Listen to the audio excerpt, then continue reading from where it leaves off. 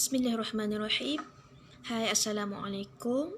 Jadi pada petang ni, bagi sesiapa yang join live, nak dapat masa untuk petang ni, minta tolong share dulu live ni dekat grup-grup ko ataupun dekat wall masing-masing pun sudah memadai.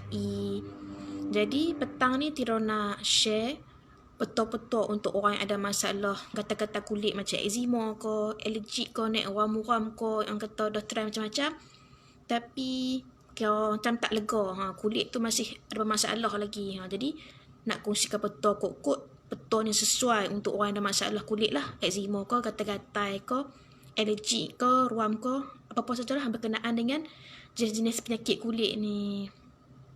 Jadi sebelum tu nak ceritalah sebuah sedikit untuk orang kata kita faham dengan lebih meluas mengenai jenis-jenis penyakit kulit ni. Contoh macam eczema. Eczema ni dia lebih kepada masalah darah kita kotor. Darah tak lancar dalam badan kita, jadi menyebabkan jadi eczema. So eczema ni kesan dia sama macam allergic lah lebih kurang. Dia akan jadi gatal-gatal kulit, dia jadi ruam, mungkin ada setengah tu yang teruk ke kulit dia jadi macam mengelupas, kulit kering, ada yang jadi macam nanoh ke, dia masih tak nak sama macam allergic. Tapi eczema ni dia ada perbezaan dengan allergic. Walaupun allergic ni dia kategori penyakit kulit juga, yang bezakan ialah allergic ni dia benda yang atas kulit, bukan disebabkan oleh darah, dia cuma menyebabkan perlu menjaga pemakanan. Betul, pakailah apa-apa yang disarankan macam hospital ke apa, krim ke apa ke, dan dia berjangkit, dan boleh jadi dia cepat untuk pulih, dan boleh jadi dia ambil masa untuk pulih. Dia tengok pada jenis penyakit tu lah, teruk tak teruk kan, sejauh mana dia punya tahap tu. Kalau allergic, sedangkan eczema ni selalu dia ambil masa untuk nak pulih. Dan dia lebih tumpu pada pemakanan sebab dia melibatkan dalam darah. Jadi kita nak lancarkan darah tu, nak bagi darah, cuci darah kita tu, bagi darah kita tak kotor, jadi melibatkan pemakanan lebih. Dia bukan sebab orang kata lebih pada pemakaian pakai krim tu ke pakai krim ni, itu memang kita ikat jugalah untuk pulihkan kulit tu. Tapi dia orang kata lebih fokus pada pemakanan kalau eczema ni. Kalau allergic ni pula, dia lebih pada atas kulit, dia bukan disebabkan oleh darah dan dia mudah untuk berjangkit dan dia naik rata-rata. Soalnya allergic ni, eczema ni dia selalu akan naik bahagian yang sama. Tu beza dia. Sebab kadang-kadang setengah orang ni ingat eczema, allergic ni dia macam lebih kurang sama sebab dia menyebabkan masalah berkenaan kulit. Dan nak tanya boleh? Ya, Nur Edi boleh tanya, nak tanya apa tu?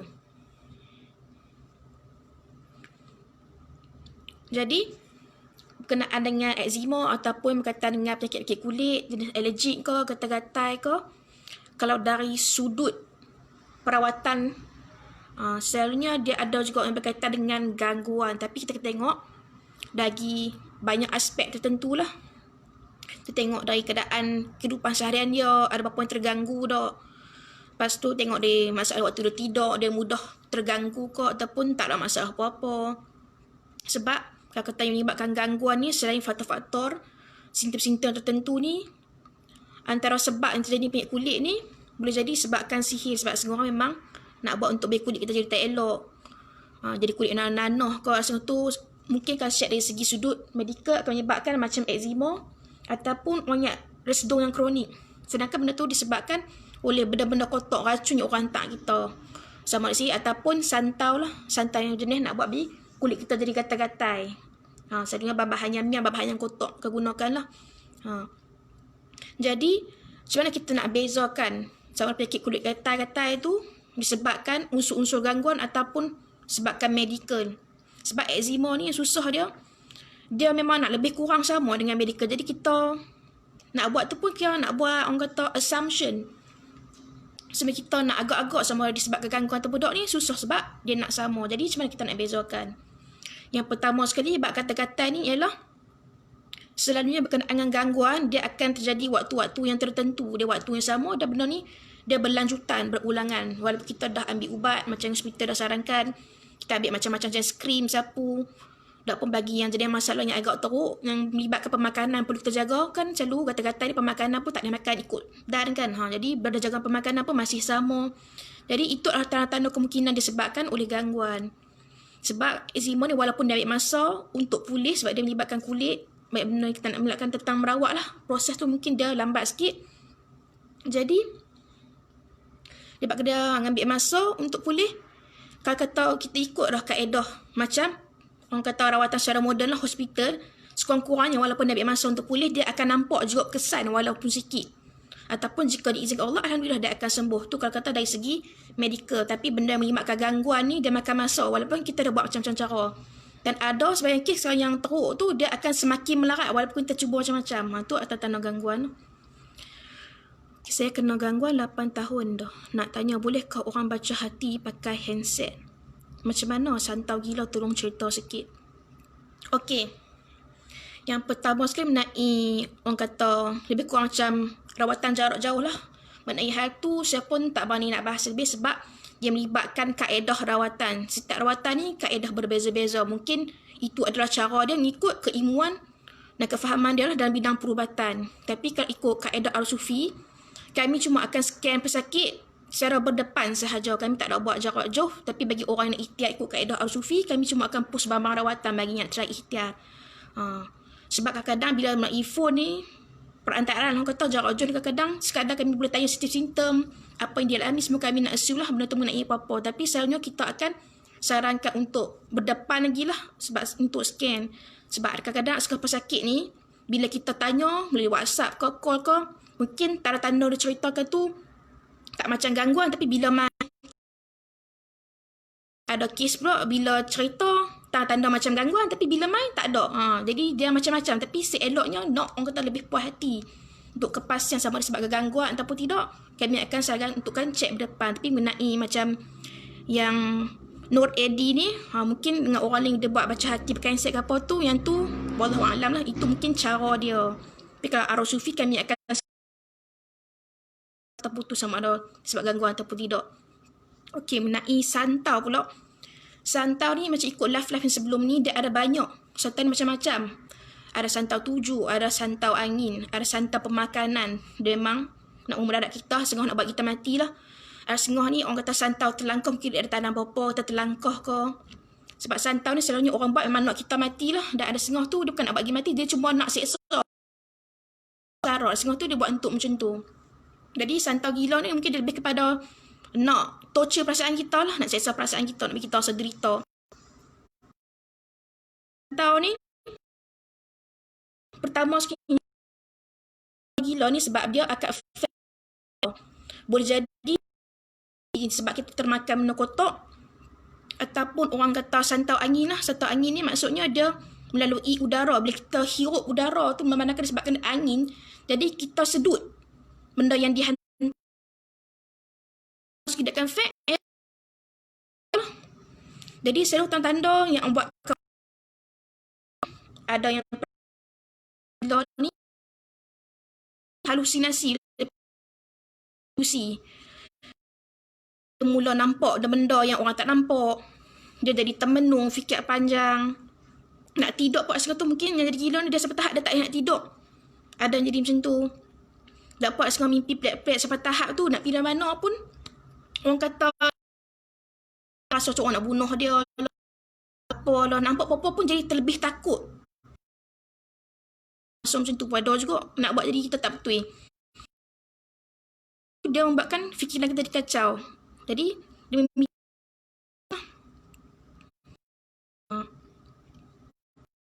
ada lain pula santan ni tu migraine. Macam lah. Jadi migraine berpanjangan. Tak pun waktu malam contoh orang tu dia tak rabun. Kata penglihatan dia tu okey, mata dia okey, tak nak pakai spek apa. So bila main malam walaupun mata dia tak ada masalah, pergi check mana-mana mata dia okey, tak ada masalah apa. Tapi bila main malam sampai tahap tu nak bawa kenderaan apa tak boleh, terlalu silau. Itu tanda santau ni dia ada banyak tanda. Tapi kan macam ikut macam kes santau gila ni, macam saya catat tadi, dia lebih kepada mengganggu fikiran kita. Boleh jadi sebab pemakanan ataupun santau angin lah. Bila kita sedut udara tu, bila benda tu dalam dari angin, jadi bila kita sedut tu dia akan ganggu fikiran kita sikit demi sikit. Bagi pemakanan pula, boleh kita termakan benda-benda kotak. So tanda kita termakan benda kotak menyebabkan santau ni, selalunya tanda dia akan jadi gigi kita banyak reput. Tak pun jadi sakit gigi, sakit gusi selalu tak tahan, selalu luka. Mulut jadi bau busuk. Ada bukan bau busuk mulut macam contoh macam orang yang berpuasa ke, apa ke, dia bau busuknya lain. Kira bau tu kita tak tahan bau busuk tu.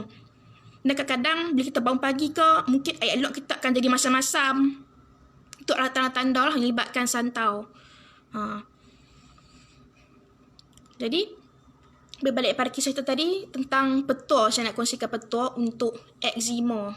Jadi, kalau eczema yang dari sudut orang kata rawatan lah, berkaitan dengan gangguan, boleh jadi sebabkan orang sihir kat kita, sebahagian ni dia macam santau tau, untuk masalah kulit jadi macam sisik-sisik, macam kulit ulang. Ada setengah ni kulit jadi macam nanah-nanah, dia macam bisui-bisui, dan setengah tu jadi macam eczema, dan benda ni berlarutan. Okey, baik.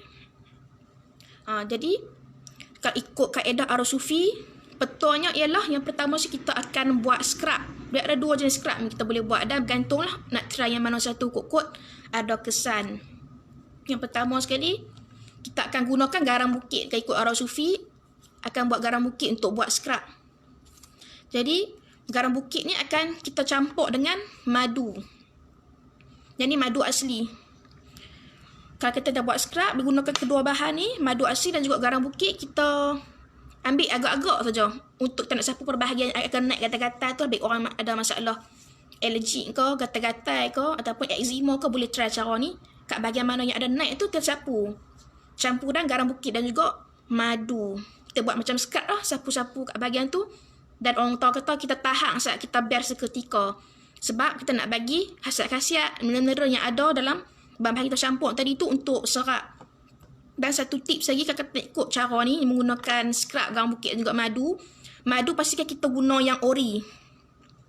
Sebab bila kita guna yang tak ori selalunya orang kata bancuh gula lah. Gula tu kalau kata kita masak, buat ayak ke apa, kalau kata dia kering, jadi macam mana? Jadi macam hangit tu ya tak?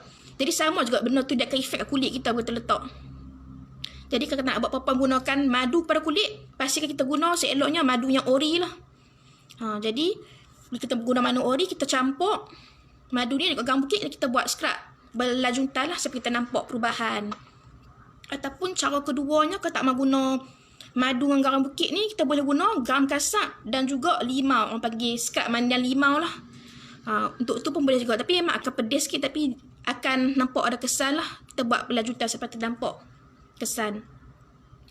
Selepas kita dah buat scrub tu pun semua, untuk yang kita gunakan garam bukit dengan madu ni, teknik pertama tadi ni, selepas kita dah biak tak kulit kita, untuk cuci tu kita ambil bilasan ayak biasa, campur ais ketui, kalau ayak tu sejuk lah. Jadi ayak tu kita buat bilas bahagian kita scrub tak saat ni, yang kita letak garam bukit dengan madu tu, kita buat bilas. Dan lepas tu dah kering pun semua, kita pakai pula bedak sejuk, sebab kita nak sejukkan balik bahagian kulit. Sebab selalunya gatal ni sebabkan mungkin cuaca terlalu panas dan kulit kita terlalu kering, so kita nak bagi kulit kita tu selesa, so kita pakai bedak sejuk lepas kita selesai buat semua tadi tu. Sebab apa kita tadi kita letak madu, lepas tu guna garam bukit. Garam bukit ni dia memang bagus lah, dia untuk buang toksik-toksik dari kulit kita, dan dia untuk pemati kuman. Sebab selalunya menyebabkan tergatal kat eczema ni, sebab dia ada macam kuman atas kulit kan, menyebabkan dia jadi orang-orang dia tergatal tu. Jadi dia akan menyebabkan kulit kita jadi kering. Sebab tu kita letak madu, nak stabilkan balik lah kulit kita tu, bagi dia lembap. Jadi lepas kita dah buat scrub ni, kita bilah dengan ayak sejuk. Kita buat ketui lah bagi ayak tu sejuk, kita basuh-basuh dan biak sat. Lepas tu kita pakai bedak sejuk. Dan pun cara yang kedua ialah buat scrub limau. Scrub limau ni kita guna garam kasar. Garam kasar dan juga limau lah. Tak kisah limau purut ke, limau nipis ke. Macam selalu kat arus sufi ni akan guna limau nipis, sebab ikutkan memanglah limau purut tu orang kata macam bagus lagi, tapi limau purut ni dia tajam sikit berbanding limau nipis. So takut ada setengah orang tu tak tahan kan. Jadi kita gunakan limau nipis pun boleh. Kita buat scrub. Limau tu kita potong nipis-nipis, campur dengan garam kasar mungkin dalam segenggam, dan kita buat scrub. Kita tonyol lah kat bahagian-bahagian yang naik, macam gatal-gatal kat alergik tu. Dan yang keduanya ialah pemakanan perlu jaga. Sama ada dari aspek orang kata perubatan Islam ataupun perubatan moden, hospital sekalipun, kalau benda melibatkan alergi yang gatal-gatal ni, eczema sekalipun, dia melibatkan untuk menjaga pemakanan lah. Pemakanan kita kena jaga juga, sebab tak semua benda kita boleh makan kan. Ada benda kita makan dia akan menyebabkan gatal-gatal, peluang yang naik tu dia semakin melarat. Sebagai contoh, seafood memang tak boleh makan lah kalau menyebabkan gatal-gatal ni. Telur ke, sebahagian tu kalau tak teruk, mungkin ayam dia boleh makan lagi lah, tapi Tu pun ayam ataupun telur ayam kampung ataupun ayam kampung. Tapi seeloknya tu lah, kalau nak mudah ikut arus sufi, pemakanan sepatutnya kami akan bagi tempoh untuk 2 minggu. Pertama untuk stok apa saja jenis, tak kisahlah. Ayam ke, daging ke, seafood memang tak boleh. So yang boleh makan hanya sayur, buah-buahan dan juga ikan.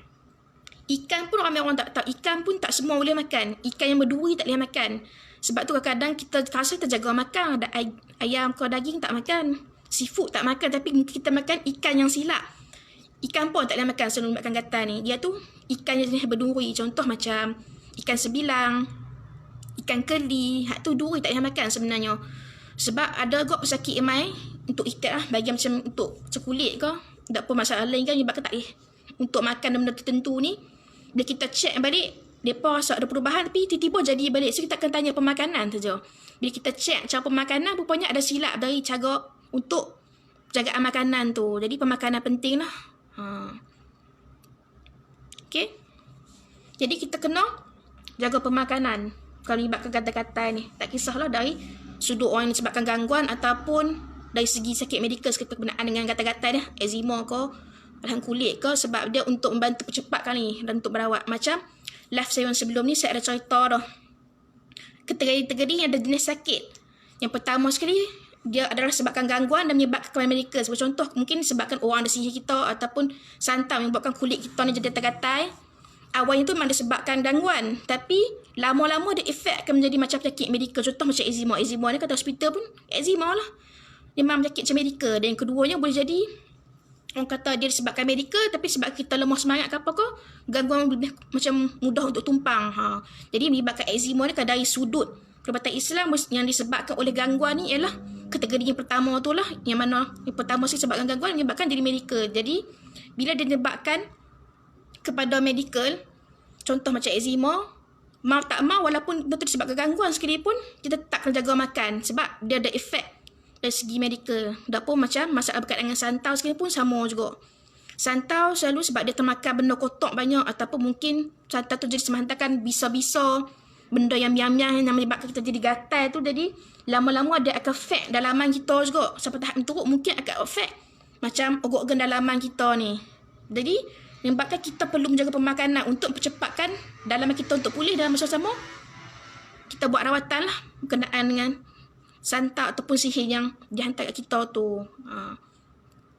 Jadi bagi orang yang nak tanya apa-apa lagi, boleh komen kat bawah sebelum Tira nak end live ni. Okay. Tadi diulang lagi. Petua untuk eczema ataupun arahan kulit, gatal-gatal, tak kisah melibatkan medikal ataupun dari sudut orang kata untuk berkaitan dengan gangguan sekalipun boleh guna teknik ni. Iaitu kita boleh buat dua cara. Cara yang pertama ialah gunakan, kalau ikut arah sufi lah, garam bukit dengan madu. Madu asli. Diulangi lah, madu yang tak asli kita jangan guna untuk buat rawatan ni. Sebab yang tak asli akan beri efek kat kulit kita. Nanti kulit kita akan jadi macam burn tau. Jadi macam gelap. Contoh macam orang yang luka, macam aksiden kan. Kita silap makan jadi tinggal parut hitam. Dia akan jadi macam tu. Kalau kita guna madu yang tak asli. Untuk teknik rawatan ni lah, berkenaan dengan kulit. Untuk buat scrub tu. Jadi teknik yang pertama ialah petua dia, garam bukit dan juga madu asli. Kita campur dan kita sapu kat bahagian yang naik gatal-gatal tu. Kita buat macam scrub dan kita biar seketika lah nak bagi benda tu serap kan. Serap khasiat dia tu. Lepas tu kita bilas dengan air sejuk dan campur dengan ais ketul. Nak bagi sejuk-sejuk tu kita cuci dan kita biasa. Kemudian kita sapu bedak sejuk. Bagi orang yang kata nak try buat, mungkin nak cari bahan sendiri pun tak ada masalah. Sebab kami ada buat rawatan di arus sufi. Bagi yang orang dekat mungkin boleh main. Orang yang jauh kami akan post lah selalu. Beza dia kalau kita cari sendiri memanglah bahan sama, tapi yang beza dia ialah bacaan lah. Kalau macam dari arus sufi ni memang bahan-bahan semua kita dah buat bacaan dan kita dah pilih lah barang yang betul-betul sesuai untuk buat treatment. Sebab takut bila kita ambil yang tak kena nanti, takut jadi kot lain pula nanti. Apa-apa nanti penyakit akan macam kita. So kita akan tapis betul lah barang-barang untuk treatment. Jadi cara yang kedua ialah buat mandan limau. Yang ni paling mudah lah. Mandan limau, kita cari limau dan garam segenggam, kita buat scrub. Air kita campur sikit saja agak. Macam untuk kita buat scrub kan, kita tonyoh. kat bahagian naik gatal-gatal tu yang jadi eczema tu, dia memang pedih sikit lah kalau kita guna yang cara yang kedua ni, sebab dia guna garam kasar kan. Dia kasar sikit tekstil, sebab tu untuk treatment ni kita bagi garam bukit sebab dia tekstil tu dia halus sikit. Kita buat. Jadi kita buat lah sampai kita nampak ada perubahan. Dan pemakanan kena jaga juga. Kalau kita duk buat scrub tu, tapi pemakanan tak jaga, dia sama. Jadi tak ada perubahan. Macam ikut kaedah Sufi, kalau kita nak buat orang kata peton diberi ni, ini sambil-sambil kita buat peton diberi ni, kita sambil-sambil juga jaga pemakanan. Tak lama pun, 2 minggu je untuk kita tengok. Kalau ada perubahan, Alhamdulillah teruskan. Jadi, tu saja pengkongsian Tira pada petang ni. Bagi sesiapa yang nak bertanya apa-apa lagi, mungkin yang segan nak komen ke, boleh PM dekat page. Tapi page takut kadang-kadang kita terlepas pandang kan, sibuk ke apa ke, boleh direct WhatsApp lah dekat saya, Tira, ataupun Ustaz Haris untuk apa-apa pertanyaan. Okay? Assalamualaikum.